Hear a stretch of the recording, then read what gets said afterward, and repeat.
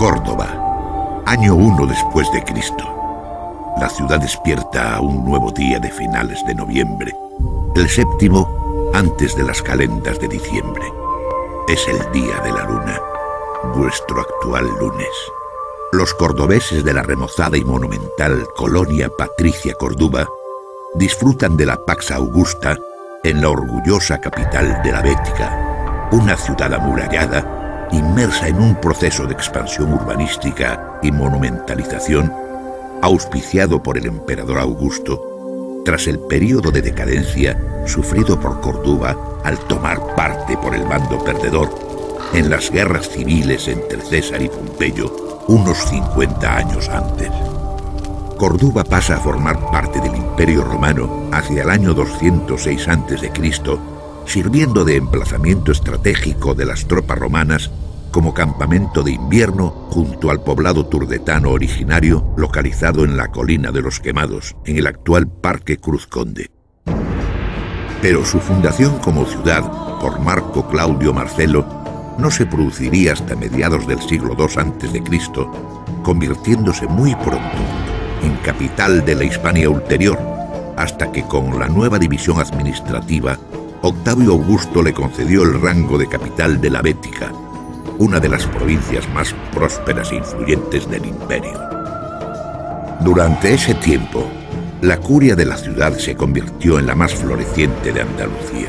Existían escuelas de gran nivel en las que brillaban destacados intelectuales.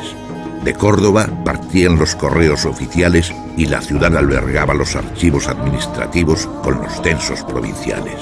El comercio del aceite y los minerales adquirieron una gran pujanza. Se llevó a cabo la construcción de importantes obras de ingeniería, como el puente sobre el río Guadalquivir, el Betis romano y acueductos. Se reorganizó la red viaria. Se transformaron los principales espacios públicos, como el Foro, al que se sumaron construcciones emblemáticas como el Teatro, uno de los mayores del imperio, que estuvo ubicado en el espacio que actualmente ocupa el Museo Arqueológico Provincial, el Templo de Culto Imperial de la actual calle Claudio Marcelo o el de la calle Morería, cerca del Foro Colonial, el Circo o el Anfiteatro, situado junto al edificio del rectorado de la universidad, que llegó a tener un aforo de 30.000 personas y entre los siglos I y IV después de Cristo fue el segundo mayor tras el Coliseo de Roma.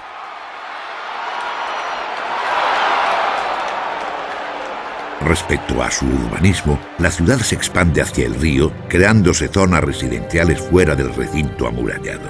Se reorganiza la red viaria y se reforma la muralla, abriendo nuevas puertas.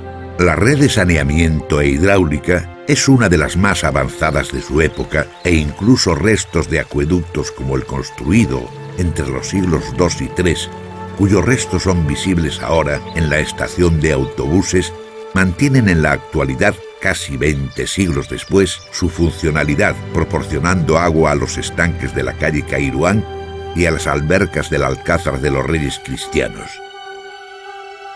Además, por su condición de colonia patricia, la ciudad contaba con cientos de esculturas distribuidas por sus principales espacios públicos.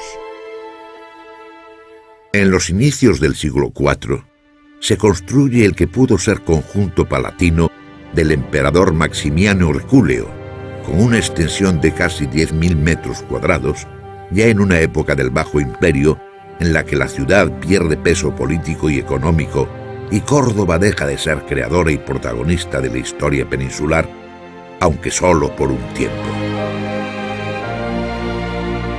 Y así regresamos a ese día de noviembre del año primero en Córdoba, y paseando ahora por las calles de la que fue aquella gran ciudad romana, recuerdo mis últimas horas en ella. Por aquellas lejanas fechas, Marcia y su marido preparaban nuestra partida a un largo viaje que acabaría finalmente en Roma, desde la que ya nunca más pude volver a la ciudad que me vio nacer.